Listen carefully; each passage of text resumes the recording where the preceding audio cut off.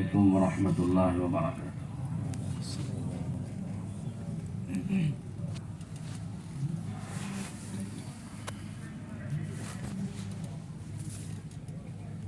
الحمد للہ رب العالمین والصلاة والسلام علی رسولہ سید الانبیاء والمرسلین محمد وآلہ واصحابہ اجمعین، اما بعد فأعوذ باللہ من الشیطان الرجیم، بسم اللہ الرحمن الرحیم۔ ثم أورثنا الكتاب الذين اصطفينا من عبادنا فمنهم ظالم لنفسه ومنهم مقتصد ومنهم سابق بالخيرات بإذن الله، وقال تعالى ولتكن منكم أمة يدعون إلى الخير، وقال النبي صلى الله عليه وسلم طوبى لعبد جعله الله مفتاحا للخير مغلاقا للشر، وويل لعبد جعله الله مفتاحا للشر مغلاقا للخير۔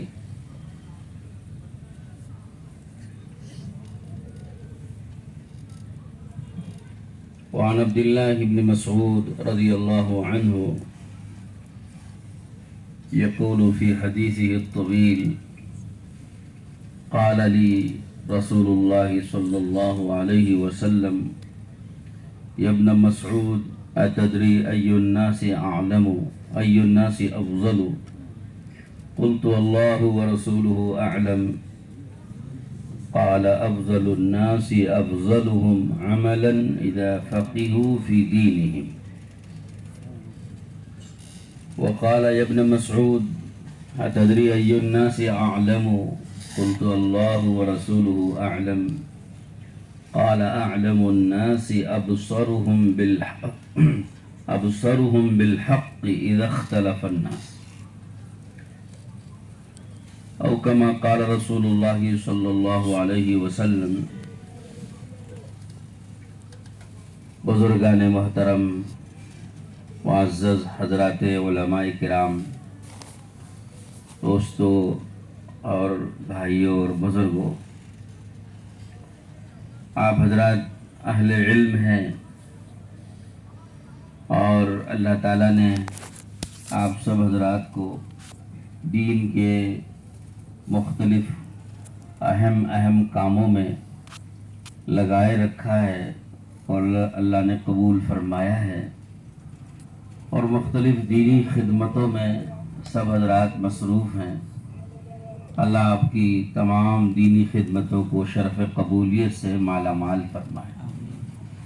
تمام دینی وہ خدمتیں جس میں ہمارے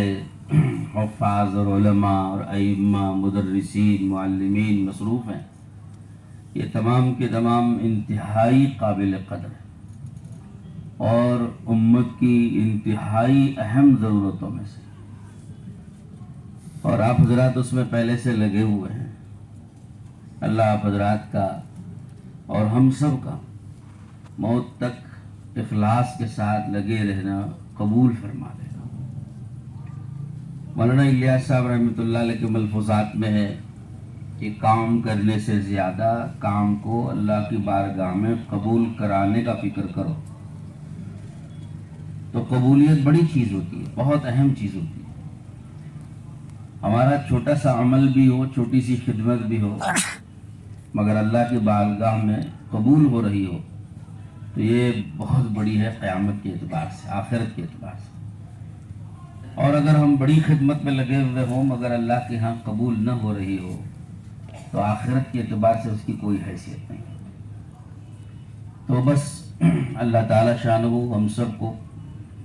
اپنی دین کی محنت میں لگائے رکھے اور ہماری ان محنتوں کو اللہ پاک قبول فرماتا رہے، اور ان محنتوں میں جو کمی کوتاہی ہو جائے اللہ پاک اس پر پکڑ کرنے کے بجائے اللہ پاک اس کو درگزر فرماتا ہے۔ خدمتیں بڑی بڑی ہیں، دین کی خدمتیں ہیں،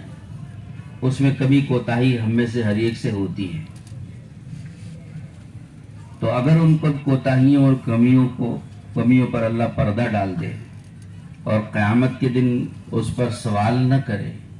باس پرسی نہ کرے، معاف فرما دے، تو پھر ہماری یہ ایک خدمت بھی بہت بہت کچھ قیامت میں ہم کو اللہ سے دلوا سکتی ہے. اور نہ اگر ہماری ان خدمتوں کی جو کبھی کوتاہیاں ہیں اس پر اگر اللہ پاک گرفت شروع فرما دے،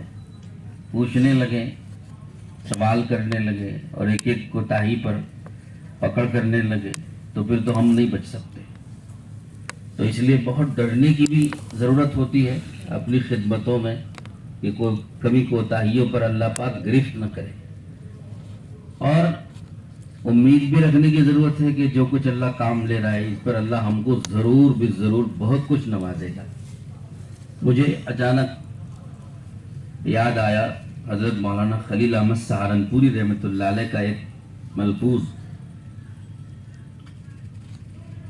حضرت مولانا خلیل احمد سہارنپوری رحمۃ اللہ علیہ کے ملفوظات میں ایک جگہ دیکھا کہ حضرت نے فرمایا ہے کہ اللہ تعالیٰ کے 2 معاملے ہوتے ہیں قیامت کے دن بندوں کے ساتھ. ایک معاملہ عدل کا ہوتا ہے اور ایک معاملہ فضل کا ہوتا ہے. ایک معاملہ عدل کا اور ایک معاملہ فضل کا. عدل سب جانتے ہیں، عدل کے معنی برابر سرابر معاملہ کرنا، برابر بدلہ دینا، اور فضل بڑھ چڑھ کر دینا. تو ایک معاملہ اللہ کا عدل کا ہوتا ہے، ایک معاملہ فضل کا ہوتا ہے. الفاظ میں تو کوئی بات ہم کو خاص نظر نہیں آئی، لیکن اس کی گہرائی میں جو حضرت فرماتے ہیں اس پہ توجہ کیجیے گا. کیا بات حضرت نے فرمائی؟ حضرت نے فرمایا کہ قیامت کے دن اگر اللہ تعالیٰ کے عدل کا مظاہرہ ہوا ہمارے ساتھ تو ہماری ایک ایک صغیرہ بھی کبیرہ بن جائے گی. اگر اللہ عدل کا مظاہرہ کرے ہمارے ساتھ قیامت میں تو ہمارا صغیرہ بھی کبیرہ بن جائے گا. یعنی چھوٹے چھوٹے گناہ پر، چھوٹی چھوٹی غلطیوں پر وہ پکڑ کرنے پر آ جائیں اور اس کا بدلہ دینا طے کر لیں، پھر تو وہ ایک ایک چھوٹا چھوٹا گناہ اور چھوٹی چھوٹی جو غلطی ہوتی ہے وہ چھوٹی نہیں رہے گی، وہ بڑی سے بھی بڑی ہو جائے گی. حضرت یہی فرمانا چاہتے ہیں کہ اگر عدل کا مظاہرہ کرے قیامت میں، یعنی ہماری ہر خطا پہ پکڑ کرنا، ہر خطا کا بدلہ دینا، جو اس خطا کا بدلہ ہے وہ بدلہ دینے پر آ جائیں، جو اس غلطی کا عوض ہے، بدلہ ہے، سزا ہے، وہ اگر دینا اللہ طے کر لے، تو پھر ایک ایک غلطی پر بدلہ دینے کا جب معاملہ ہوگا تو ایسا معلوم ہوگا قیامت میں کہ وہ ہماری چھوٹی چھوٹی غلطی بھی بہت بڑی بڑی بن گئی ہے. تو یہی فرماتے ہیں حضرت کہ اگر اللہ پاک عدل کا مظاہرہ کریں تو ہماری صغیرہ بھی کبیرہ بن جائے، اور اگر فضل کا مظاہرہ کریں تو ہماری کبیرہ بھی صغیرہ بن جائے گی. یہ بڑے بڑے گناہ پر پردہ پوشی کا معاملہ اور درگزر بڑی بڑی غلطیوں کو اللہ نے نظر انداز کر کے، معاف کر کے ہمارے ساتھ نوازشات کا، اولئک یبدل اللہ سیئاتہم حسنات، یہ تو اللہ کے فضل کا معاملہ ہوتا ہے کہ گناہوں کے بھی بدلے میں نیکیاں. اس کی تفسیروں میں علماء نے ایک قول یہ بھی لکھا ہے کہ جتنے گناہ تھے ان گناہوں کے برابر نیکیاں دے کے گناہوں کو نیکیوں سے ہی بدل دیا. یہ فضل کا معاملہ. گناہ اگر 1000 تھے تو 1000 گناہ کی جگہ 1000 نیکیاں لکھ دی، گناہ نہیں رہے، وہ نیکیاں بن گئی. یہ اللہ کے فضل کا معاملہ. تو اللہ پاک جس کے ساتھ چاہے فضل کا معاملہ کرے، جس کے ساتھ چاہے عدل کا معاملہ کرے، یہ تو اللہ پر ہے نا. ایک کتے کے پلے کو پانی پلانے پہ بخشش ہو جائے اور ایک بلی کے بچے کو باندھ کر رکھنے پر جہنم رسید کر دے. عدل کا معاملہ بھی ہے، فضل کا معاملہ بھی ہے. ایک فاحشہ عورت نے کتے کے بچے کو، کتے کے پلے کو پانی پلایا، نا فاحشہ عورت تھی، تو اس کو کیا کر دیا کہ اس کے ساری زندگی بھر کے وہ گناہ معاف فرما دی اور مغفرت کر دی. اور ایک آدمی دیندار ہے کہ بلی کے بچے کو باندھ کے رکھا ہے, دیندار عورت ہے, بلی کے بچے کو باندھ کے رکھا, تو اس پر اس کی پکڑ ہو گئی اور اس پر اس کو جہنم بھیج دیا. تو عدل کا معاملہ بھی ہوتا ہے, فضل کا معاملہ بھی ہوتا ہے. تو اس لیے ایک طرف تو ہماری یہ ساری دین کی محنتیں جن میں ہم لگے ہوئے ہیں, اس میں ہمارا معاملہ بھی اللہ تعالیٰ کے ساتھ امید اور خوف اور رجا کا معاملہ, کہ ہماری ان محنتوں کو اللہ پاک قبول کرے گا اور اس کے اچھے سے اچھے ہم کو بدلے دے گا. آخرت میں ان کے بدلوں کے لینے کی پوری امید کے ساتھ اپنے کام میں لگے رہنا. اور دوسری طرف اپنی ان محنتوں میں کمی کوتاہیوں پر,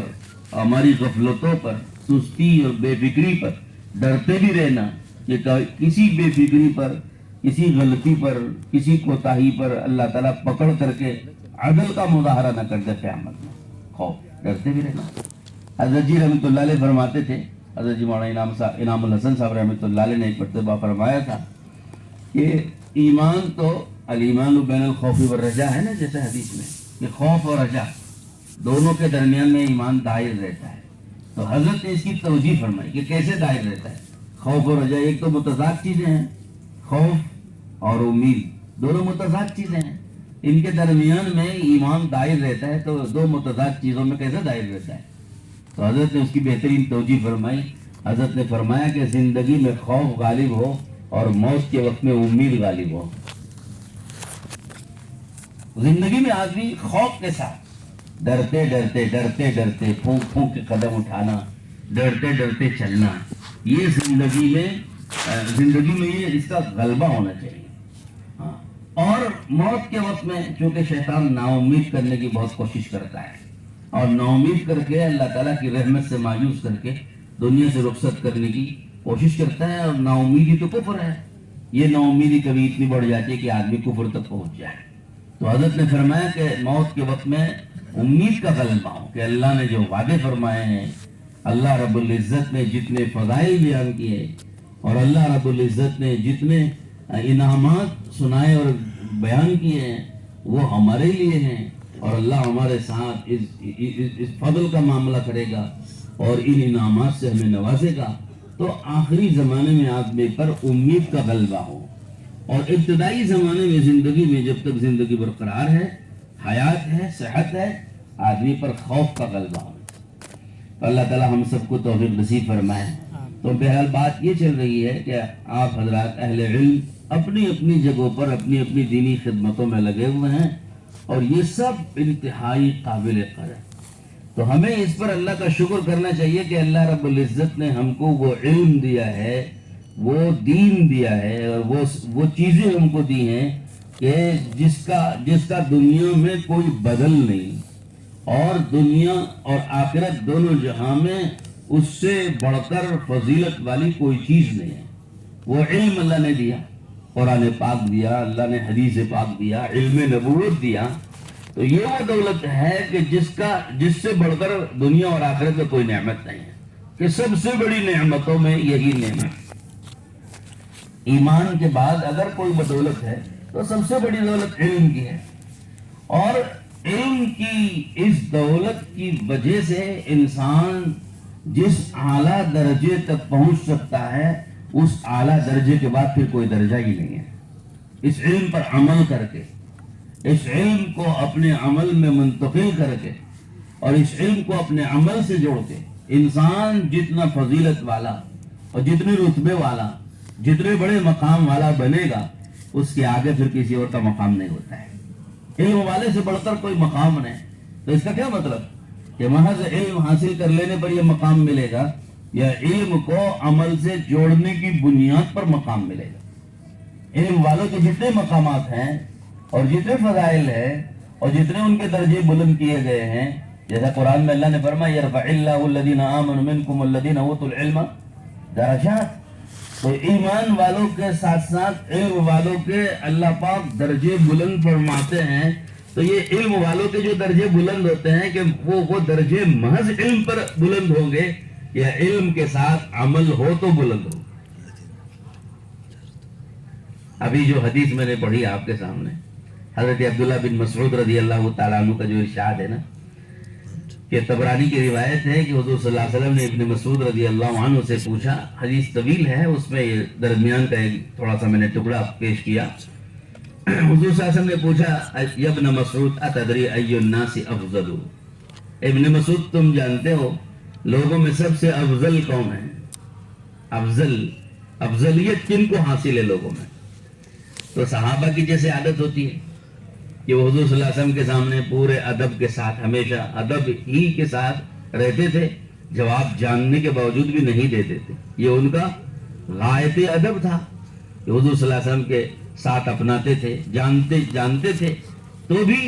وہ بتلاتے نہیں تھے۔ حضور صلی اللہ علیہ وسلم کے سامنے فرماتے تھے کہ آپ کے ہوتے ہوئے ہم کیا بتلائیں گے، جو بات آپ کو معلوم ہے وہ ہم کو کہاں معلوم ہے، آپ ہی ارشاد فرما دیں۔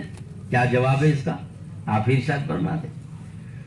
تو آپ علیہ السلام نے فرمایا کہ افضل الناس افضلهم عملا، لوگوں میں سب سے افضلیت ان کو حاصل ہے جن کا عمل لوگوں میں سب سے افضل ہو۔ لوگوں میں جن کا عمل سب سے بہتر ہوگا وہ لوگوں میں سب سے افضل مانے جائیں گے، اور جن کا عمل افضل نہیں ہے وہ لوگوں میں افضلیت کے مستحق نہیں ہے۔ علم کے ساتھ تھوڑا عمل بہتر ہے، علم کے ساتھ تھوڑا عمل بہتر ہے بغیر علم کے عمل بہت عمل سے۔ یہ بھی حدیث ہے نا، حضرت شیخ الحدیث صاحب رحمۃ اللہ علیہ نے لکھی ہے، علم کے ساتھ تھوڑا عمل یہ بہتر ہے بغیر علم کے زیادہ عمل سے۔ ایک آدمی عمل کر رہا ہے، خوب عمل کر رہا ہے، عملی زندگی بڑی نمایاں ہے، نمازیں خوب، روزے خوب، اور زکوٰۃ اور حج پر حج، عمرے پر عمرے، اور عملی میدان میں اتنا آگے کہ اذکار بھی، معمولات بھی، لیل و نہار بھی، عبادت میں اس کے راتوں کا عبادت گزار، تہجد گزار بھی ہے، اور شب زندہ دار ہے، اور دن میں روزہ دار ہے، اور صوم و صلات کا اتنا پابند ہے، صائم الدہر بھی ہے، قائم اللیل بھی ہے، سب کچھ ہے، لیکن علم نہیں ہے، علم میں انتہائی درجہ کمزور ہے۔ تو اب ظاہر سی بات ہے کہ اس آدمی کا عمل انتہائی درجہ بڑھا ہوا ہے لیکن علم میں پیچھے، اور اس کے مقابلے میں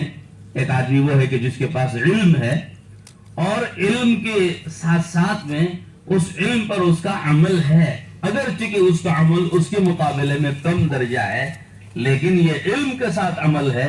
تو اللہ کے نبی علیہ الصلوۃ والسلام نے اس حدیث میں صاف فرما دیا کہ جس کے پاس علم ہے اور علم کے ساتھ عمل چاہے تھوڑا ہی ہو، وہ آدمی افضل ہوگا بمقابلہ اس کے جس کے پاس علم نہیں ہے مگر عمل اس سے بڑھا ہوا ہے۔ ہمارے لیے تو یہ آدمی قابل رشک ہے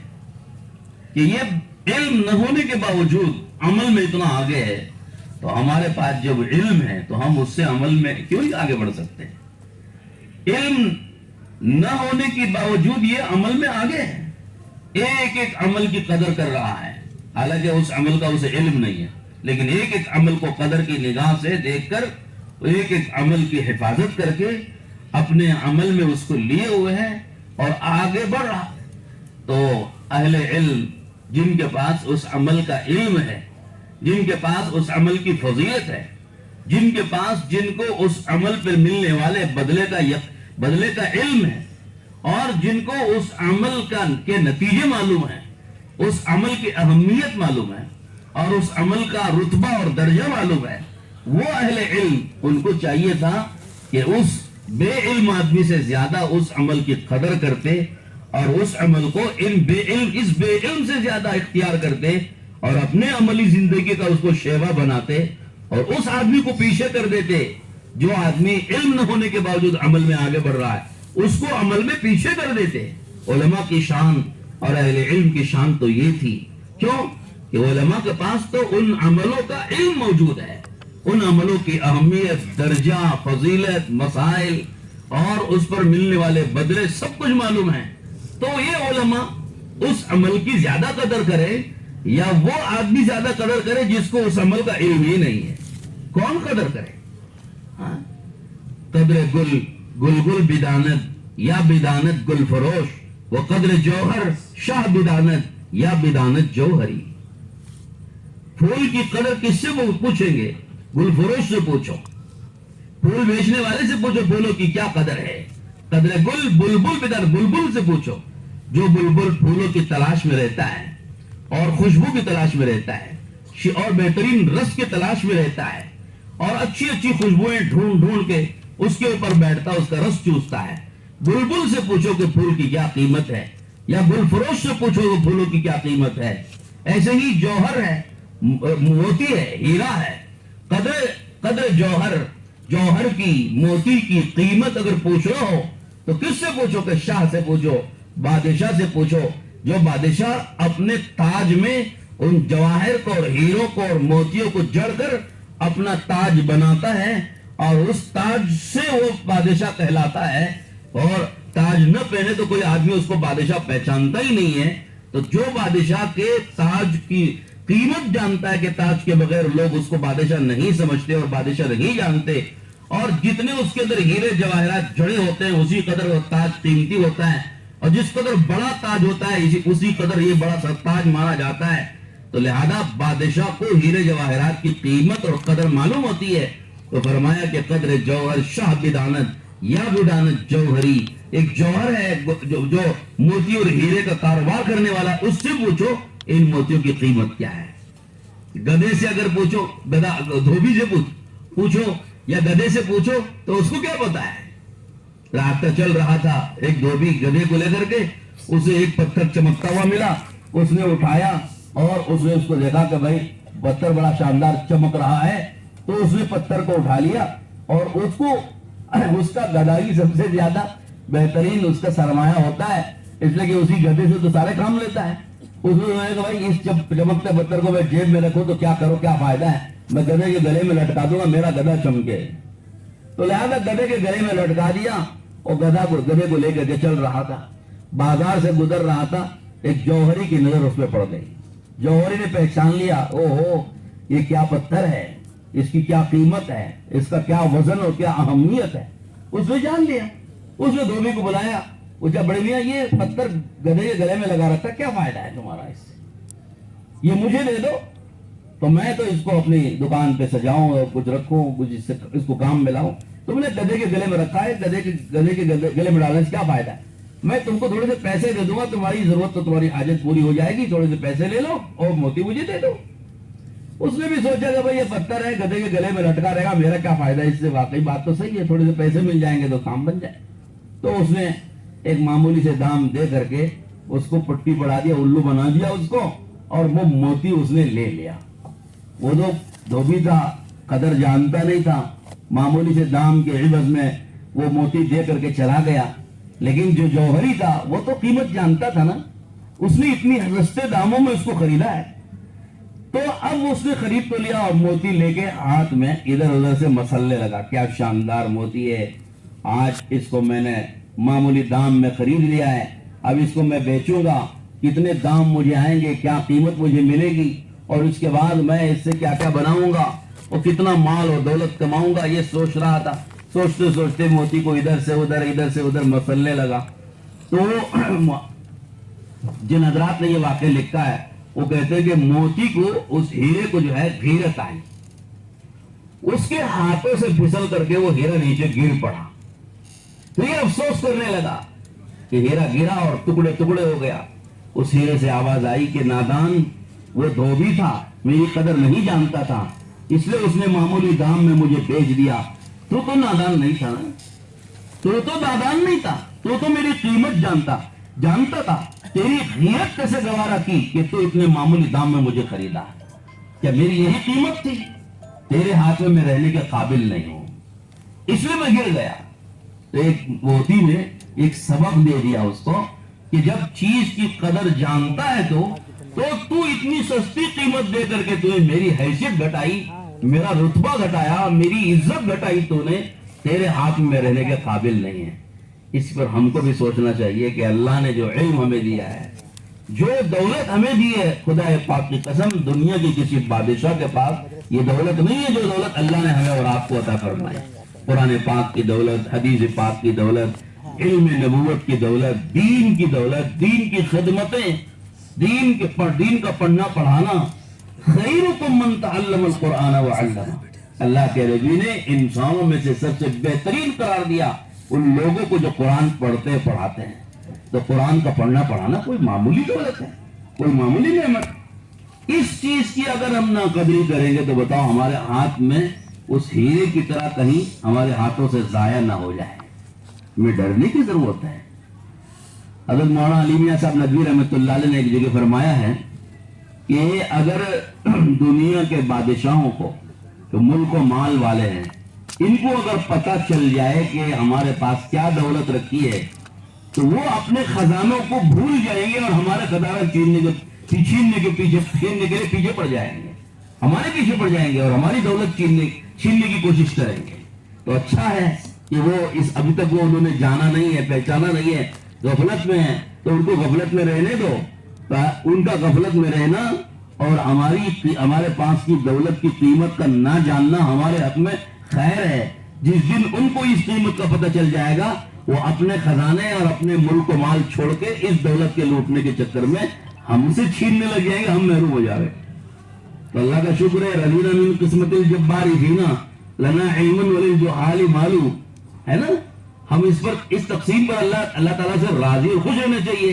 कि अल्लाह रब्बुल इज्जत ने उनको इससे नाबलद रखा, उनको माल दे के माल में मस्त मगन करा दिया, मुल्क दे दिया, माल दे दिया, दौलतें दे दी, उसमें उनको मस्त मगन रखा, उसमें उनको मस्त मगन रहने दीजिए। हमको अल्लाह ने वो दौलत दे दी जो कभी फना नहीं होने वाली दौलत, कभी खत्म नहीं होने वाली दौलत, और सबसे अफजल तरीन दौलत हमें दे दी। हमको इस तक़सीम पर राजी और खुश रहना चाहिए। जब तक वो बेदार न हो और हमारी इस दौलत को न जाने, हम मजे में रहेंगे, और जिस दिन वो जान लेंगे फिर हमारे मजे खत्म हो जाए। तो अल्लाह का शुक्र है कि अल्लाह ने एक दौलत हमें दी। तो बहरहाल अर्ज करने का मंशा है कि अल्लाह ने एक इल्म नबूवत दिया है, और कुरान पाक और हदीस पाक की एक दौलत हमें दी है। हमें इसकी कदर करना चाहिए। और इसकी कदर क्या है? इसकी कदर ये है कि इसको सबसे ज्यादा अपने अमल में लें। इल्म को जब तक अमल से नहीं जोड़ेंगे हमारी कोई कदर नहीं है। इस खाल की बाल की क्या कीमत, हड्डी और गोश्त और पोस्ट की क्या कीमत है, हमारे जाहिरी हुस्न और जमाल की क्या कीमत है? हमारे जाहिर की कोई कीमत अल्लाह के यहाँ नहीं है। आदमी की कीमत तो अमल से बनती है। अफजलुन नासी अफजलुहुम अमलन इज़ा फ़क़िहू फी दीनिहिम। लोगों में अफजलियत उनको हासिल रहेगी जब लोग इल्म हासिल करें, समझ हासिल करें दीन की, दीन को सीखें, दीन को पढ़ें, और पढ़ने के बाद उसको अपने अमल में लावें। तो लोगों की अफजलियत है, तो लोगों का मकाम है, तो लोगों का मर्तबा है। और अगर लोग इसकी कदर नहीं करेंगे और न इसको पढ़ना पढ़ाना, सीखना सिखाना, ना अमल में लेना, इससे कोई गरज उनको नहीं रहेगी, बल्कि इसको महज हासिल करके इससे दुनिया कमाने में मुझको मगन रहेंगे, तो अल्लाह के यहाँ हमारी कोई कीमत नहीं होती। तो बहरहाल एक तो ये गुजारिश है, हमारे बुजुर्गों ने और हमारे असातिज़ा ने, हमारे अकाबिर ने जो हमें सबक पढ़ाया है, वो यही सबक है कि इस इल्म की हम कदर करें और इसकी हिफाजत भी करें, इसकी इशाअत भी करें, और इसको फैलाने की और उम्मत में इसको जिंदा करने और उम्मत में इसको बाकी रखने की फिक्र भी करें। और सबसे ज्यादा तो हम हकदार हैं इस बात के कि इस इल्म को अपने अमल में हम लें। इस इल्म की दूसरों से ज्यादा हमें जरूरत है। जो किताब सलात का इल्म हमने पढ़ा है, ये बताइए कि किताब सलात के जितने मसाइल हैं वो हमारे लिए ज्यादा हैं या दूसरों के लिए? जाहिर सी बात है कि हमने किताब सलात पढ़ी है ना, तो जितना किताब सलात पर हम अमल कर सकते हैं इतना दूसरे क्या अमल करेंगे? दूसरों को आप पूरी किताब सलात तो नहीं पढ़ाएंगे, आवाम को, तलबा को तो पढ़ा देंगे, आवाम को तो पूरी किताब सलात तो आप नहीं पढ़ाते। आवाम को तो जो नमाज का कोई मसला पूछेगा, 1000 मसलों में से एक मसला किसी ने पूछा, आपने एक मसला बताया, अभी 999 मसले आपके इल्म में मौजूद हैं, आपके खजाने में। हो सकता है कि पूरे जिंदगी पर 10 साल, 20 साल, 30 साल, 40, 50 साल हमारा अरसा गुजरे और कोई नमाज के 1000 मसाइल में से 500 मसले भी हमसे चाहे हो सकता है ना पूछे कोई आदमी, लेकिन वो 1000 के 1000 मसले हमारे इल्म में तो हैं। 500 मसले भी अगर किसी ने पूछे तो लोगों के पास सिर्फ 500 मसले गए, और एक एक पूछने वाले को एक एक मसला मिला, मजमूई तौर पर लोगों को 500 मसले मिले, बाकी 500 तो फिर भी हमारे पास मौजूद है। तो अब बताओ कि 1000 मसले जो हमारे इल्म में हैं उस पर अमल के हम ज्यादा हकदार हैं या वो लोग ज्यादा हकदार हैं कि जिन्होंने एक एक मसला पूछा है। और हम क्या समझते हैं लोगों के ऊपर हम तनकीद, उनकी नमाजों पे हम तनकीद, उनके रोजों पे हम तनकीद, उनके ज़कात पे हम तनकीद, उनके उम्रे पर हम तनकीद, उनके हज पर हम तनकीद, उनकी माशरत पर हम तनकीद, उनके अखलाक पर हम तनकीद, उनकी एक एक जिंदगी के नोक को पलक दुरुस्त करने के पीछे हम ऐसे पड़ जाते हैं जैसे वही सिर्फ मुखातब है और हम मुखातब नहीं है। किताब और सुन्नत में जो इल्म मौजूद है उसके मुखातब हम ज्यादा हैं या वो अवाम ज्यादा है जिनके पास अभी वो खिताब पहुंचा ही नहीं है। हमने तो खिताब भी पढ़ लिया, पूरी गहराई से पढ़ा और मालहू व मालही के साथ पढ़ा और पूरी बहसों के साथ पूरी गहराइयों के साथ पढ़ा। हम ज्यादा मुखातब हैं उसके उन नुसूस के या वो अवाम ज्यादा मुखातब है जिनको अभी खिताब पहुंचा ही नहीं। तो हमें इस पर गौर करना चाहिए कि हम अपनी अमली जिंदगी अफजलुन्नास अफजलुहुम अमलन इज़ा फ़क़ीहु फ़ी दीनिहिम, लोग जब इल्म हासिल कर लेते हैं तो फिर तो उनका अमल अफजल लोगों के मुकाबले में अफजल जरूर होना चाहिए। तो अपनी अमली जिंदगी का मयार हम इतना बुलंद करें कि हम वो फजाइल के मुस्तहिक बने जो फजाइल उन अमलों पे बताए गए हैं जो अमल अल्लाह और उसके रसूल ने हमें दी, और उन बातों के हम मुस्तहिक बने जो वादे अल्लाह और उसके रसूल ने किताब और सुन्नत में बयान फरमाए उन अमलों पे, और उन फजीलतों के हम हकदार बने जो फजाइल अल्लाह के नबी ने हमको बयान फरमाए। हम सबसे ज्यादा हकदार। ये मोमिन की शान होती है। अल हिकमतु वालतुल मुमिन हैसु वजदहा वहुवा अहक्कु बिहा। मोमिन की शान ये होती है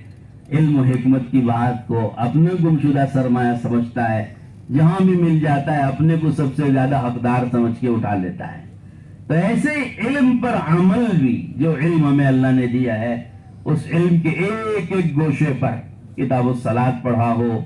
तकवे का बाब पढ़ा हो, सब्र का बाब पढ़ा हो, शुक्र का बाब पढ़ा हो, कनाअत का बाब पढ़ा हो, तवक्कुल का बाब पढ़ा हो, खिदमत खल्क का बाब पढ़ा हो, अखलाकियात के अबवाब पढ़े हों, माशरत के अबवाब पढ़े हों, मामलात के अबवाब पढ़े हों और इबादत के अबवाब पढ़े, ईमानियात और अकायद के अबवाब हमने पढ़े, लोगों ने नहीं पढ़े, हमने पढ़े। तो उन चीजों में से एक एक चीज पर एक एक बाब और एक एक बाब की एक एक फसल और एक एक फसल का एक एक जुजिया उसके हम मुखातब हैं लोगों से पहले, दूसरों से पहले हम मुखातब। तो हम ये फिक्र करें, अल्लाह मुझे भी इसकी तौफीक दे, आप सबको भी और पूरी उम्मत मुस्लिमा को और बिलखुसूस हजरात उलमा और अहले इल्म हजरात को इसकी तौफीक दे कि अपने को दूसरों से पहले और दूसरों से ज्यादा इन तमाम नुसूस में आए हुए एक एक जुज़ई का अपने को हम मुखातब पहले समझें और फिर उसको हम दूसरों से पहले अमल में लाएं। और हमारे लिए तो ये शर्मिंदगी की बात होगी कि दूसरी वो आवाम जिनको ये इल्म अभी तक पहुंचाने उनका अमल इसके मुताबिक हो रहा है और हमारे पास जबकि उसका इल्म पूरे तफसीलात के पास पहुंचा और हमारे अमल में वो चीज नहीं, तो बताओ हमारे लिए शर्मिंदगी की बात होगी कि नहीं हो? तो ये चीज कि हम अपना अमली मेयार देखिए, अपना इम्तियाज हम अगर अपने जाहिर से अपने लिबास से इम्तियाज कायम करेंगे तो ये इम्तियाज ज्यादा दिन नहीं चलेगा। हाँ, अपने जाहिरी लिबास से हम लोगों में इम्तियाज जो चाहते हैं ना, ये ज्यादा दिन की बात नहीं है और ये हमारे अकाबिर असलाफ का तरीका ही नहीं रहा। हमारे अकाबिर असलाफ का अजीब गरीब तरीका, अकाबिर की जिंदगियां पढ़िए, बुजुर्गों की जिंदगी, अकाबिर देवबंद की जिंदगियां पढ़े, ऐसे रहते थे कि कोई उनको पहचानता ही नहीं था और यही नहीं समझता था कि ये आलिम है। हजरत शेखुलिन मौलाना महमूदुल हसन गंगोई रहमतुल्लाह अलैह, मौलाना शेखुलिन हजरत मौलाना महमूद हसन देवबंदी रहमतुल्लाह अलैह, हजरत के यहाँ कुछ लोग दूर से मेहमान जो है मिलने के लिए आए, दूर से आए, पहचानते नहीं थे, देवबंद आए, लोगों से पूछा कि भाई शेखुलिन का मकान कहाँ, तो लोगों ने बताया कि हजरत का ये मकान है। मकान पे जाके दस्तक दी, हजरत शेखुलिन लुंगी और बनियान पे जो अंदर घर में पहना जाता लिबास पे, दरवाजा हजरत ने खोला कि भाई हजरत शेखुलिन है क्या, आइए आइए अंदर आइए। बिठा दिया अंदर, पंखा चलने लगे। भाई हमको तो हजरत शेखुलिन से मिलना है, अभी मुलाकात हो जाएगी, अभी तो आप तशरीफ लाएं, थोड़ा सा हवा तो ले लें। पंखा चलने लगे, पानी लाके रखा, रात हो गई तो बिस्तर बिछाने लग गए हैं, तो खिदमत करने लगे। अब ये मेहमान कहने लगे कि भाई ये सब छोड़ो, हम तो हजरत से मिलने के लिए आए हैं, हमको तो हमारी तो हजरत से मुलाकात कराओ। तो तब हजरत ने कहा कि भाई यहाँ हजरत वजरत तो कोई नहीं है, महमूदुल हसन मुझी को कहते हैं। ये जो अमल है, अल्लाह अकबर, लोग पानी पानी हो गए। क्या मकाम, क्या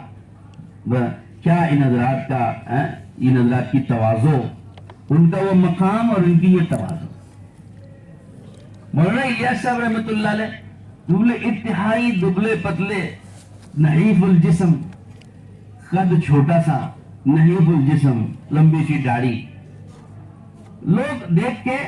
महसूस भी नहीं करते थे कि ये कोई इतना बड़ा आदमी है। 10 साल हजरत हजरत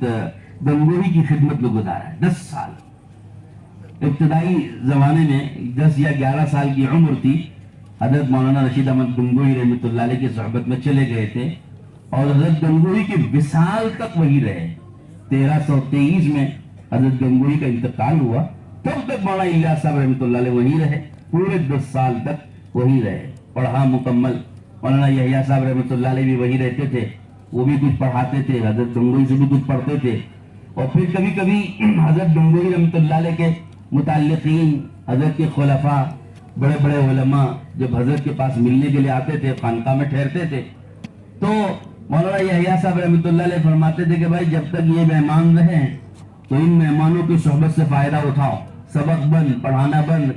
अब कोई सबक नहीं चलेगा, कोई क्लास नहीं चलेगी, अब तो यही सबक है कि तुम आने वाले बड़े बड़े अकाबिर उलमा जो हजरत गंगोही की सोहबत में आ रहे, इनसे इस्तिफादा करो। तो हजरत मौलाना इलियास साहब रहमतुल्लाह अलैह उनकी सोहबतों में गुजारते रहे। इतना ताल्लुक था हजरत गंगोही से कि जिसकी हद नहीं, इंतहाई दर्जा था। और फिर 10 साल के अरसे में हजरत गंगोही की सोहबत में जो कुछ उन्होंने हासिल किया है, जो कमालात उनके अंदर पैदा हुए, तो उसका अंदाजा अगर करना हो तो ये एक वाकया छोटा सा, कांदला में जमा हो गए थे हजरत मौलाना अशरफ अली थानवी रहमतुल्लाह अलैह, मौलाना खलील अहमद सहारनपुरी रहमतुल्लाह अलैह और शाह अब्दुल रहीम साहब रायपुरी रहमतुल्लाह अलैह। ये तीनों अकाबिर जमा थे और मौलाना इलियास साहब भी थे। तो ये तो सब बड़े बड़े अकाबिर थे। तो मौलाना इलियास साहब रहमतुल्लाह अलैह उनके मुकाबले में नौ उम्र थे। नमाज का वक्त आया, जब नमाज का वक्त आया और नमाज की इकामत कही गई, तो इन तीनों बुजुर्गों ने मौलाना इलियास साहब को मुसल्ले पे खड़ा किया, तुम नमाज पढ़ाओ। तो किसी ने उस वक्त में कहा कि इतने बड़े बड़े डिब्बे और एक हल्की फुल्की इंजन लगा दी, इंतहाई हल्की फुल्की कमजोर इंजन लगा दिया इतने बड़े बड़े डब्बों को खींचने के लिए। तो इन्हीं बुजुर्गों में से एक ने कहा, अगर वो छोटी इंजन कुव्वत में बड़ी हो तो, बस इतना जुमला कहा। इन बुजुर्गों ने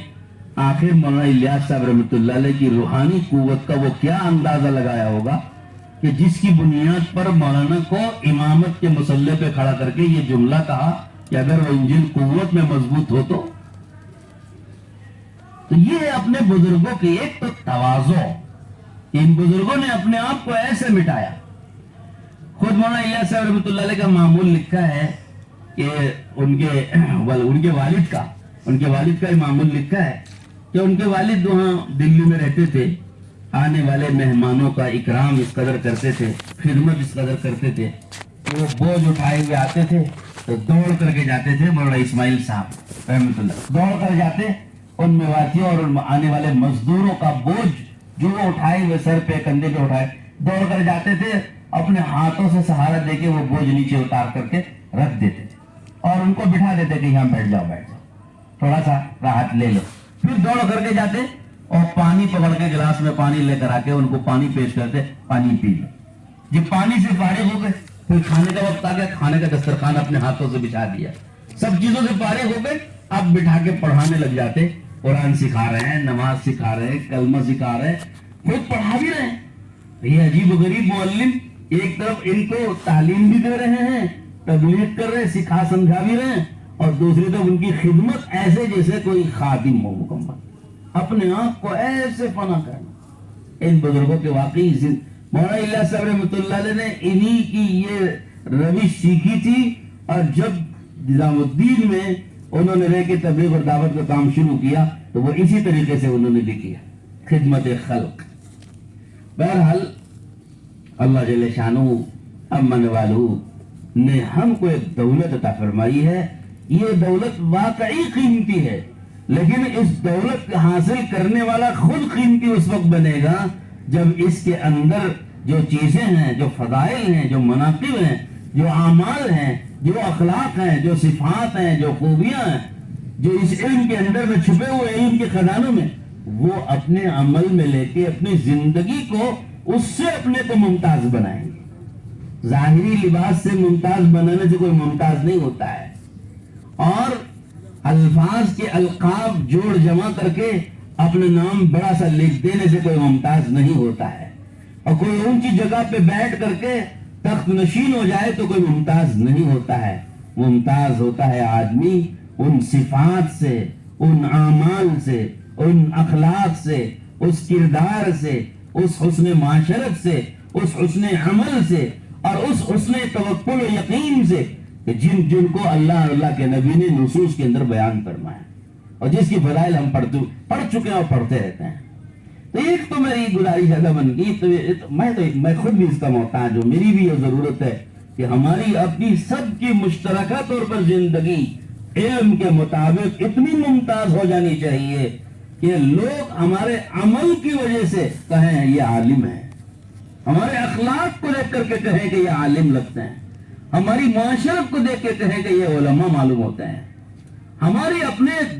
گفتار کو، رفتار کو دیکھ کے لوگ طے کریں کہ یہ علماء میں سے لگتے ہیں، اہل علم معلوم ہوتے ہیں۔ ہمارا اپنا عمل ہم کو ممتاز بنائے۔ کیا ہے وہ من بطأ به عمله لم يسرع به نسبه، حضور نے سچ فرمایا جس کا عمل اس کو پیچھے کر دیتا ہے اس کا نسب آگے نہیں بڑھا سکتا ہے۔ جب اللہ کے نبی کے نسب میں ہونا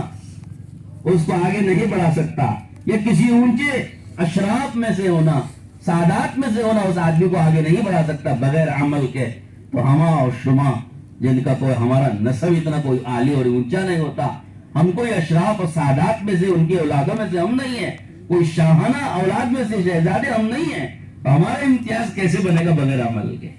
اس لیے بھائیو، یہ میری گزارش، میری اپنی ذات کو بھی مخاطب بنا کے اور آپ کو، اس وقت امت کو ایک نمونہ عملی زندگی کا ہماری طرف سے پیش ہونا چاہیے۔ امت بھول چکی ہے سبق، جو سبق اللہ کے نبی نے اپنے پیارے صحابہ کو سکھایا اور پڑھایا تھا، امت وہ سبق بھول چکی، وہ سبق امت نہیں جان رہی ہے۔ اخلاق کسے کہتے ہیں، حسن معاشرت کسے کہتے ہیں، اور یقین کسے کہتے ہیں، توکل کسے کہتے ہیں، صبر کسے کہتے ہیں، شکر کسے کہتے ہیں، تقوی کسے کہتے ہیں، تحمل کسے کہتے ہیں، یہ اخلاص کسے کہتے ہیں، امت یہ سارے سبق بھول چکی۔ باطل نے اور اغراض نے اور دنیا نے اور دنیا کی محبتوں نے اپنا شکار بنا کر کے ہم کو اس سارے دین کی روح سے اور دین کی حقیقتوں سے دور کر دیا ہے، اور امت یہ سارے سبق بھول چکی۔ ڈھونڈنا پڑتا ہے اچھے اخلاق والے کہاں ملیں گے، اچھی معاشرت والے کہاں، اچھی معاشرت کہاں ملے گی، اور اسلام کہاں ملے گا، اخلاص کہاں ملے گا، دینداری کہاں ملے گی، تقوی کس کے پاس ملے گا، بزرگ کون ہوں گے، صالح اور مصلح کون ہوں گے جو پیر کامل ہیں، مرشد کامل ہیں، کس کے پاس جانے سے ہماری اصلاح ہوگی، تربیت ہوگی۔ ڈھونڈتے رہتے ہیں لوگ، تلاش کرتے رہتے ہیں، ڈھونڈنے کے باوجود ملتے نہیں ہیں، امت مایوس ہو جاتی ہے کہ امت اب بالکل امت کیا ہو گئی کہ امت اب بے سہارا ہو گئی اور خالی ہو گئی اور یتیم ہو گئی، اور امت میں اب ایسے لوگ نہیں رہے۔ لوگ اپنی زبانوں سے کہہ رہے ہیں پچھلے بزرگوں کی زندگیاں بیان کر کے کہتے ہیں اب ایسے لوگ کہاں رہے، اب ایسے لوگ کہاں ملیں گے، تو مایوس ہو چکی امت۔ تو میرے بھائیوں، ہمارے پاس وہ سرمایہ اللہ کا دیا ہوا خزانہ موجود ہے، دولتیں موجود ہے، کتابوں کے در موجود ہے، پڑھنے پڑھانے میں، درد و تدریس میں، تقریر و تحریر میں ہمارے پاس وہ سرمایہ موجود ہے جس کو عمل میں لینے سے یہ لوگوں کی مایوسی ختم ہو سکتی ہے۔ لوگوں کو ڈھونڈنے والے جس کو تلاش کرنے کے لیے امت مارے پھر رہی ہے، ان کو امت کو اتنا تلاش نہیں کرنا پڑے گا۔ ہمارے معاشرے میں، ماحول میں، گاؤں بستی میں امت کی وہ طلب و پیاس بجھانے والے لوگ مل سکتے ہیں، بشرطے کہ ہم اپنے کو ان نصوص کا مخاطب بنا کے اس کو اپنی عملی زندگی سے جوڑ کر اپنے کو اپنے عمل اور صفات اور اخلاق سے اور اخلاص سے اپنے کو ممتاز بنائیں، یہاں تک کہ لوگوں میں کہلوانے کے لیے نہیں ہے، اللہ کو راضی کرنے کے لیے۔ اللہ ہم سے راضی ہو، ہمارا اللہ سے تعلق بن جائے۔ ایک تو یہ سبق مجھے سنانا ہے کہ یہ میرے لیے بھی ہے، آپ کے لیے، اور دوسری طرف یہ بات بھی کہ امت کو اس وقت میں ایسے محنت کرنے والے داعیوں کی اور ایسی محنت کرنے والے درد رکھنے والے، امت کی بھلائی اور امت کی نجات کا درد رکھنے والے اور امت کو جہنم سے بچا کے جنت میں لے جانے کا فکر رکھنے والے فکر مند علماء کی اور فکر مند داعیوں کی امت کو اس وقت میں سخت ترین ضرورت۔ دیہات کے دیہات مرتد ہوتے چلے جا رہے ہیں، باطل کے حوالے ہو رہے ہیں، باطل کے حوالے ہو رہے ہیں۔ حضرت ابوبکر صدیق رضی اللہ عنہ کا وہ جملہ یاد کیجئے جو حضرت ابوبکر صدیق نے فرمایا، کیا فرمایا تھا؟ اَيَنْقُصُ الدِّينُ وَأَنَا حَيٌّ، ہم زندہ رہتے ہوئے دین میں نقص اور کمی آ جائے، یہ تو ہمارے لیے گوارا نہیں ہے۔ ہم اس کو نہیں برداشت کر سکتے کہ ہمارے جیتے جی دین میں کمی آ جائے، ہمارے سامنے دین میں کمی، ہمارے ہوتے ہوئے دین میں کمی۔ جس درد و فکر کے ساتھ اور جس احساس ذمہ داری کے ساتھ حضرت ابوبکر صدیق نے یہ جملہ کہا ہے، وہ احساس ذمہ داری ہمیں اپنے اندر پیدا کرنا چاہیے۔ ہمیں یہ کہنا چاہیے اس گاؤں میں ہم رہتے ہیں، اس گاؤں میں ہمارے رہتے ہوئے امتداد آ رہا ہے، اس گاؤں میں ہمارے رہتے ہوئے لوگ جہالت میں زندگی گزار رہے ہیں، ارے اس بستی میں، اس مسجد میں ہم رہتے ہوئے لوگ نماز نہیں پڑھتے ہیں، یہ کیسی بات ہے؟ یہ فکر اور یہ احساس ذمہ داری ہمارے اندر بھی پیدا ہونا چاہیے۔ جو احساس ذمہ داری حضرت ابوبکر صدیق نے دکھائی ہے، وہ احساس ذمہ داری ہم اپنے اندر پیدا کریں۔ ہم بھی کہیں اس گاؤں میں ہم رہتے ہیں اور اس گاؤں میں اتنے علماء رہتے ہیں اور اس ضلع میں اتنے علماء رہتے ہیں اور اس بستی میں اتنے سارے علماء رہتے ہیں، پھر بھی اس بستی میں بے نمازی موجود ہے، 100% نمازی نہیں ہے، اور بھی اس بستی میں سود کھانے والے موجود ہیں، اور اس بستی میں اس کے باوجود حلال کمانے والے نہیں ہیں، حرام کمانے میں لوگ زندگی گزار رہے ہیں، لوگ شادی بیاہ کے رسم و رواج نہیں چھوڑ رہے ہیں اور غلط رسومات پر جا رہے ہیں، بت پرستی پر جا رہے ہیں لوگ اور مرتد ہو رہے ہیں، باطل کے حوالے ہو رہے ہیں۔ لا حول ولا قوت الا باللہ۔ ہمیں تو رونگٹے کھڑے ہو جانا چاہیے، اتنی کثرت سے ہمارے ضلع، ہمارے علاقے میں علماء رہتے ہوئے یہ علماء کی بستی چاہیے تو یہ تھا کہ ہم اپنے علم سے اتنا امت کو سیراب کرتے، یہاں کوئی جاہل باقی نہ رہتا، کوئی آدمی قرآن کا کوئی گھر قرآن کے حافظ سے خالی نہ رہتا، کوئی گھر عالم دین سے خالی نہ رہتا، کوئی گھر میں کوئی ایک شخص بھی بے نمازی نہ رہتا، پورے معاشرے میں کوئی ایک عورت بے پردہ نہ رہتی، کوئی ایک بچہ بھی مکتب کو آئے بغیر نہ رہتا۔ یہ چاہیے تھا کہ ہم محنت کر کے اپنی ذمہ داری سمجھ کر اتنی محنت کر ڈالتے، اتنا کھنگال ڈالتے، گاؤں گاؤں، بستی بستی اور ایک ایک آبادی، ایک ایک گھر، ایک ایک فرد کو اتنا ہم کھنگال ڈالتے، اتنا ہم چل پھر کے محنت کر دیتے، یہ ساری چیزیں ایک دم صاف ہو کے باطل یہاں سے مایوس ہو کے چلا جاتا کہ بھائی ہم اس بستی کو گمراہ نہیں کر سکتے۔ حضرت عبداللہ بن مسعود رضی اللہ عنہ کو حضرت عمر رضی اللہ عنہ نے بھیجا تھا، اپنی خلافت کے زمانے میں کوفہ اور بصرہ کے علاقے میں بھیجا تھا، حضرت عمر نے بھیجا تھا رضی اللہ تعالیٰ عنہ، اور کئی صحابہ کو بھیجا تھا، کئی صحابہ گئے اور حضرت عبداللہ بن مسعود وہیں پر پڑے رہے۔ نیا نیا اسلام میں آیا ہوا وہ ملک تھا اور اسلام پھیل رہا تھا، وہاں پر سکھانے والے معلمین کی اور تعلیم تربیت کرنے والے ایسے صحابہ کی ضرورت تھی، تو حضرت عمر نے بھیجا تھا اپنے زمانے میں۔ حضرت عمر کا زمانہ گزرا، حضرت عثمان کی خلافت کا زمانہ گزرا، پھر حضرت علی کا زمانہ خلافت کا آیا، 10 سال 12 سال کا یہ عرصہ درمیان کا گزرا، جب حضرت علی نے اپنا خلافت کا تخت وہاں منتقل کیا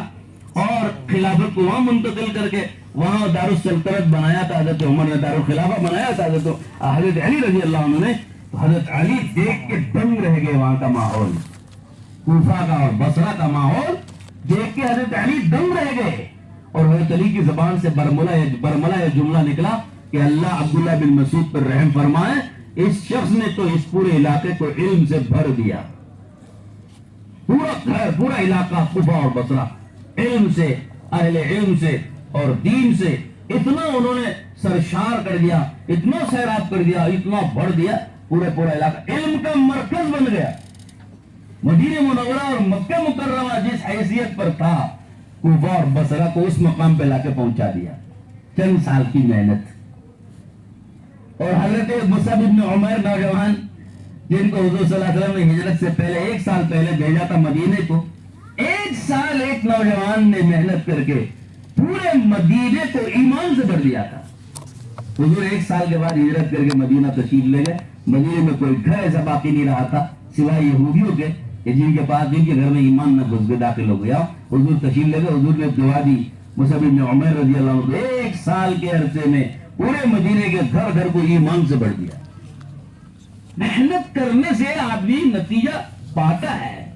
ایک نوجوان ابھی ہمارے قریب زمانے کا وینزویلا میں ایک نام ہے شیخ، کیا نہیں اس کا نام، بسام یا بشار نام ہے، ایک نوجوان ہے، وینزویلا ایک ملک امریکہ کا،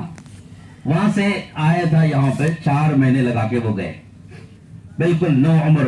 4 مہینے لگا کے جماعت میں وقت لگا کے واپس اپنے ملک میں گئے۔ پورا ملک عربوں کا، عرب نسل تھی جو یہاں سے ان کو لے جا کے وہاں بسایا گیا تھا، وہاں وہ آباد تھے، سب کے سب اپنا ایمان کھو کر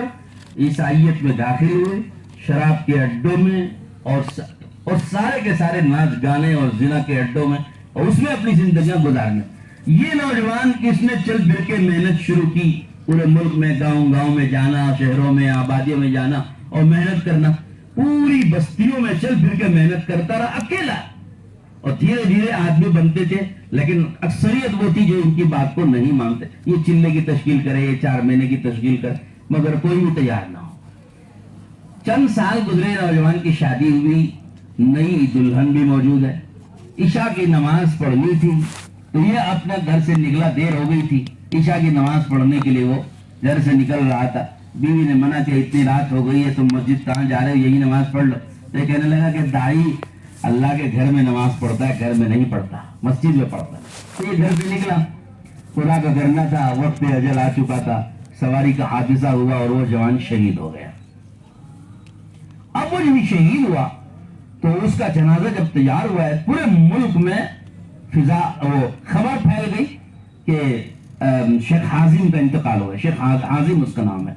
اس شیخ حازم کا انتقال ہو گیا اور شہید ہو گیا، پورے ملک میں خبر پھیل گئی۔ تو اس کا جنازہ جب تیار ہوا ہے، پورے ملک سے لوگ بسیں اور لاریاں بھر کے اکٹھا ہو گئے، ہزاروں کی تعداد میں مجمع اس کی جنازے میں جمع، اور جنازے میں اس کی جو ہے تقریر ہوئی اور لوگوں نے اپنے نام لکھا۔ لوگ کہتے تھے کہ یہ نوجوان ہمارے گاؤں میں آتا تھا، ہم سے نکلنے کو کہتا تھا، ہم اس کی بات پر نہیں نکلتے تھے، آج ہم وعدہ کرتے ہیں کہ آج اس کے بعد ہم نکلیں گے۔ اس کے جنازے میں کئی جماعتوں کی تشکیل ہوئی، اور وہ نوجوان تو اللہ کی راہ میں شہید ہو کے چلا گیا۔ اس کے جانے کے بعد پورا وینزویلا ملک تبلیغ اور دعوت کی محنت میں داخل ہو گیا، پورے ملک میں کام تبلیغ کا پھیل گیا، اور سب اس کے اعمال۔ اس کے بھائی اور اس کے والد دونوں وقت لگانے کے لیے یہاں ہندوستان آئے تھے، 99 میں ہم وقت لگا رہے تھے دلی میں، تو ہمارے ساتھ ان دونوں کا وقت لگا، ان دونوں کو ہمارے ساتھ جوڑا گیا تھا۔ دلی کی جامع مسجد کے اطراف میں ہماری جماعت وقت لگا رہی تھی، تو ہمیں پتہ چلا کہ یہ وہی شیخ حازم کے یہ بھائی اور یہ والد ہے۔ پہلی مرتبہ جماعت میں نکلے ان کے والد، بڑی عمر کے تھے، اور ان کا بڑا لحاظ کر کے ان کا وقت لگانا پڑا، بڑے اکرام، ہمارے بزرگوں نے اس کا بڑا استقبال کیا، بڑا اکرام کیا۔ ایک نوجوان چند سال پورے ملک میں چل پھر کر کے ایسی محنت کر کے گیا کہ پورے کا پورا ملک اس وقت میں ارتداد سے بچ کر کے، بے دینی سے بچ کر کے دینداری پر، دین کی محنت پر آ گئے۔ تو محنت کرنے سے پھل نکلتا ہے.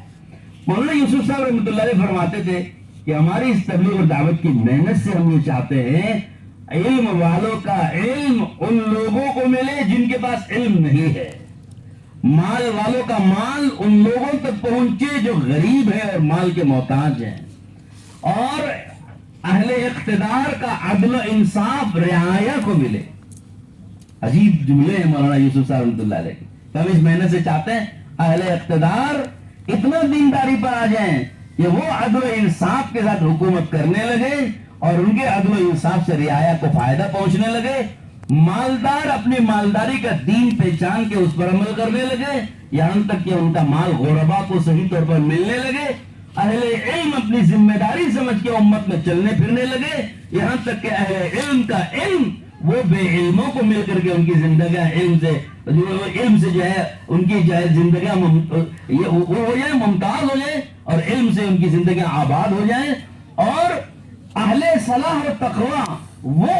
اپنی محنتوں کو لے کے امت کے ساتھ اختلاط کرے تاکہ ان کے صلاح و تقوی کا امت کو بے دین لوگوں کو فائدہ پہنچے.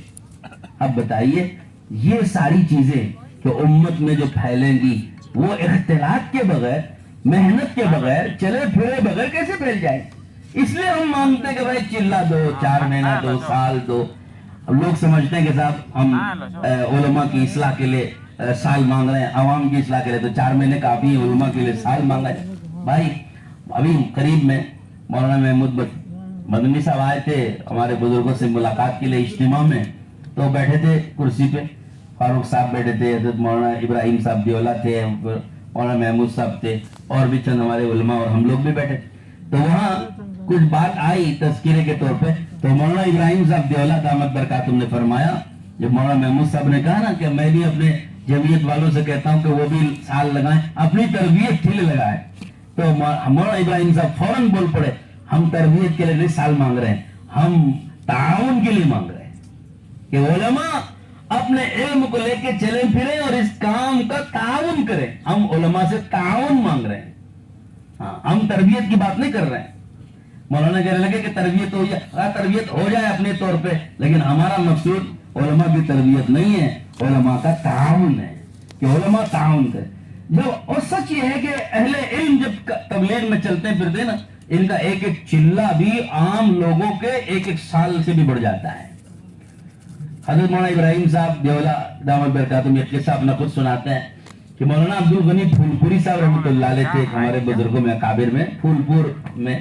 اعظم گڑھ کا علاقہ پھولپور ہے، وہاں حضرت کی خانقاہ تھی اور مدرسہ بھی ہمارا بھی وہاں جانا ہوا ہے. تو مولانا ابراہیم صاحب جوانی میں سال غالباً لگا رہے تھے، تو وہاں ان کی جماعت گئی پھولپور. تو حضرت شاہ عبد الغنی صاحب پھولپوری رحمۃ اللہ علیہ تھے، تو بستی میں مولانا ابراہیم صاحب کی جماعت کام کر رہی تھی، کوئی توجہ نہیں ہو رہا تھا، تبلیغ کا تعارف نہیں تھا، تبلیغ اور دعوت کے کام سے لوگ جڑے ہوئے نہیں تھے، لوگوں کا تعاون بھی کم ہو رہا تھا. حضرت کی مجلس میں اتفاق سے یہ جماعت پہنچ گئی. حضرت نے اپنی مجلس میں دیکھا ان لوگوں کو تو پوچھا بھئی یہ کون لوگ ہیں؟ تو تعارف کرایا گیا کہ حضرت یہ جماعت آئی ہے فلاں علاقے سے، یہ فلاں لوگ. تو حضرت نے فوراً مجلس میں ہی لوگوں سے بڑی جو ہے 2-4 جملے کہے کہ بھائی یہ جماعت آئی ہے، آپ لوگ ان کا ساتھ دیں، ان کا تعاون کریں. حضرت کے ان 2 جملوں کا یہ اثر بڑا. مولانا ابراہیم صاحب کہتے ہیں اس کے بعد ہم جہاں بھی گئے لوگوں نے ہمارا خوب ساتھ دیا اور ہمارا خوب کام ہوا. بزرگوں کی، اللہ والوں کی کبھی کبھی تائید کے 2 جملے وہ کام کر جاتے ہیں جو عام لوگوں کے ایک ایک چلے اور سال سے بھی اتنا کام نہیں ہوتا ہے. تو ہم اس لیے اہل علم سے کہتے ہیں آپ حضرات کے چلنے کی برکت سے تبلیغ میں امت متوجہ ہوگی اور امت کو اعتماد ہوگا کہ بھئی یہ کام حق ہے. جب اہل علم تبلیغ میں چلتے، جماعتوں کے ساتھ چلتے نا، علماء چلتے ہیں، کسی جماعت میں عالم ہوتے ہیں، تو علماء کو دیکھنے کی وجہ سے عوام کو اعتماد ہو جاتا ہے یہ کام واقعی حق ہے. اس لیے کہ اگر حق نہ ہوتا تو یہ مولانا کیوں کرتے، یہ مولانا گشت کیوں کرتے؟ اگر یہ کام تبلیغ کا حق نہ ہوتا علماء اس بیان میں کیوں بیٹھتے، علماء اجتماع میں کیوں جاتے اگر یہ حق نہ ہوتا؟ تو لوگوں کو اعتماد پیدا ہو جاتا ہے دعوت کی اس محنت. اور ہم سب ضرور جانتے ہیں اس وقت میں عام امت کو، عام مسلمانوں کو، امت مسلمہ کو ان کے دین و ایمان کی حفاظت کے لیے ہمارے پاس عمومی طور پر کوئی اور محنت نہیں ہے سوائے اس کے. اور محنتیں دین کی بہت ہیں، تعلیم بھی ہے، آپ کے بیانات بھی ہیں، خطبات بھی ہے، خانقاہیں بھی ہے، سب اپنی اپنی جگہ، لیکن جتنی وسعت اور گہرائی اور پھیلاؤ کے ساتھ یہ محنت جتنا اس امت کے دین و ایمان کو بچا سکتی ہے، اتنا اور محنتوں سے عام لوگوں کا، سب طبقات کا کی حفاظت جو ہے اتنی آسان نہیں ہے، مشکل ہے۔ تو جب ہم یہ دیکھ رہے ہیں، یہ ایک حقیقت ہے کہ اس تبلیغ کی محنت سے امت کے ہر طبقہ، آپ ابھی صبح فجر کی مجلس میں اگر رہے ہوں گے، پرانیوں کی مجلس میں، تو کارگزاریاں سنی ہوں گی آپ نے کہ جو جماعتوں نے چل پھر کے کام کیا ہے، ان جماعتوں کی کارگزاری سے آپ نے اندازہ لگایا ہوگا یہ جماعتیں کتنی گہرائی کے ساتھ، کتنی تفصیل کے ساتھ محنت کرتی ہیں، ہر طبقے سے ملیں گے اور ہر گھر تک پہنچیں گے، ہر گھر کے ہر فرد سے ملنے کی کوشش کرتے ہیں، ہر ایک سے، کیا چھوٹا کیا بڑا، کیا پڑھا لکھا کیا ان پڑھ، کیا امیر کیا غریب، کیا کم حیثیت والا کیا بڑی حیثیت والا، کیا بڑا عہدیدار کیا کوئی مزدور، ہر ایک سے، ہر ایک کا گھر پر دستک دیتے ہیں، ہر ایک سے ملتے ہیں، ہر ایک سے بات کرتے ہیں۔ اسی کا اثر ہوتا ہے، ہر طبقہ تبلیغ میں لگ رہا ہے، دعوت کے کام میں لگ رہا ہے، ہر طبقہ دین پر آ رہا ہے، خواص بھی آ رہے ہیں، عوام بھی آ رہے ہیں، پڑھے لکھے بھی آ رہے ہیں، ان پڑھ بھی آ رہے ہیں، مالدار بھی آ رہے ہیں، غریب بھی آ رہے ہیں۔ آپ کو دعوت تبلیغ کے کام میں آپ خود دیکھیں گے کہ ہر طبقہ اس میں لگا ہوا ہے، یہ ایک عجیب و غریب کام۔ اس لیے ہم کہتے ہیں کہ بھئی یہ محنت جب اتنی پھیلاؤ ہے اس میں، اتنی وسعت ہے اس میں کہ یہ ہر طبقے تک پہنچ رہی ہے، تو اگر ہم اس کو ذریعہ بنا کر کے، اس تبلیغ کی محنت کو ذریعہ بنا کر کے ہم اگر امت میں کام کریں گے اور کام کو لے کر چلیں گے، تو ہمارا جو علم ہے وہ امت کے ہر طبقے تک پہنچ جائے گا۔ آپ کے پاس جو دولت ہے نا وہ امت کے ہر طبقے تک پہنچ جائے گی۔ اب وہ جو مولانا یوسف صاحب رحمۃ اللہ علیہ والی بات یاد کیجیے، جو مولانا نے کہا تھا کہ ہم اس محنت سے چاہتے ہیں اہل اقتدار اتنا ان کے اندر دین آ جائے کہ ان کے اقتدار میں رہ کے وہ عدل و انصاف کے ساتھ حکومت کریں اور ان کے عدل و انصاف کا فائدہ امت کو پہنچے اور رعایا اس سے فائدہ اٹھاوے۔ اہل صلاح، ان کا صلاح تقویٰ وہ بے دین لوگوں کو ملے اور اس سے ان کو فائدہ ہو، مالداروں کا مال غریبوں تک پہنچے، علم والوں کا علم بے علموں تک پہنچے۔ یہ جو مولانا یوسف صاحب کا خواب ہے وہ آپ کو آنکھوں سے پورا ہوتا ہوا نظر آئے گا اگر ہم چلیں گے پھریں گے۔ ہمارا چلنا پھرنا اور امت میں اختلاط کر کے امت سے میل جوڑ رکھنا اور اپنی ذمہ داری سمجھ کر کے، ہماری اس سے کوئی غرض نہیں ہے، ہم کو لوگوں سے کوئی لینا دینا نہیں ہے، نہ ان کے مال سے ہمیں لینا دینا ہے، پورے استغنا کے ساتھ ہمیں لوگوں کے مال کی کیا ضرورت ہے، ان کے بھگت کی ہمیں کیا ضرورت ہے، ان کے استقبال کی ہمیں کیا ضرورت ہے، ان کی طرف سے ہمیں بڑا بنائے جانے کی ہم کو کیا غرض ہے۔ وہ گواہی اس سے ہم کو وہ امامت کا رکھیں گے، مدرس باقی رکھیں گے، ہم کو خطیب باقی رکھے گا، ہمیں اس سے کیا ضرورت ہے۔ ہم بے نیاز ہو کے، بے غرض بن کے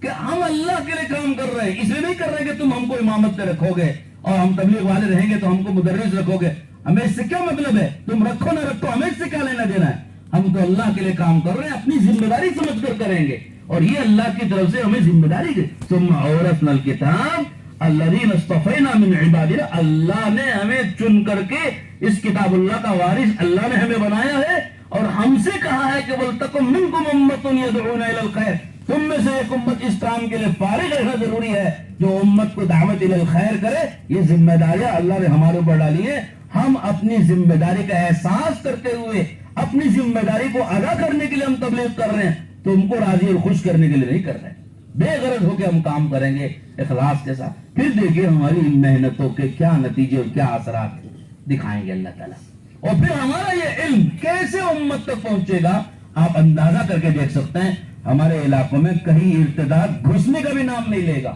کہیں کوئی باطل اندر داخل ہونے کا بھی ہمت نہیں کرے گا، 100 بار سوچے گا باطل اندر گھسنا کہ نہیں گنا اس بستی، جیسے کہتے ہیں نا شیطان، جس گلی سے حضرت عمر گزرتے تھے اس گلی سے شیطان گھستا نہیں تھا، داخل ہونے کی ہمت شیطان کو نہیں ہوتی تھی۔ ایسے باطل کو ہمت نہ ہو، جس علاقے اور بستی میں علماء محنت کرنے والے، مخلص جدوجہد کرنے والے اور قربانیوں کے ساتھ چلنے والے علماء ہوں اور خوب وہ گشتیں اور ملاقاتیں کر کے ایک ایک فرد امت کو دین و ایمان کی حفاظت کرتے ہوئے ان کو جہنم سے بچا کے جنت میں لے جانے والے جہاں علماء متحرک ہوں، باطل اس کو دیکھ کے اندر داخل ہونے کے لیے 100 بار سوچے کہ وہ یہاں داخل ہوں کہ نہ ہوں، کہیں میں داخل ہوں گا میں بھی کہیں مسلمان نہ ہو جاؤں۔ جیسے ہم نے بہت سی جگہ کارگزاریاں سنی ہے، آئے لوگ بگاڑنے کے لیے اور الٹا بند کر کے چلے گئے، بگاڑ دور کر کے چلے گئے۔ माहौल ऐसा देखा उन्होंने, उनको हिदायत मिल गई। हुजूर के जमाने में आपने सुना कि नहीं सुना, इसीलिए बहुत सारे लोग वो हुजूर सल्लल्लाहु अलैहि वसल्लम से मिलने नहीं देते थे, उनको डर था कि ये मिलेंगे, इनकी बात सुनेंगे तो ये अपना हमारा दिन भूल के अब इनके दिन में दाखिल हो जाएंगे। ऐसा बातिल भी डरेगा कि हमारे यहाँ आना है कि नहीं आना है, कि अगर किसी को हम बातिल की मेहनत दे के भेजेंगे, कहीं ऐसा ना तो हमारे हाथ से निकल के इनके हाथ में आदमी चला जाए, ऐसा डरे बातिल। इस तरह हम अपनी मेहनतों को बयान करेंगे इंशाअल्लाह। बस ये चंद गुजारिश आती। अब हम चाहते हैं कि आप हजरात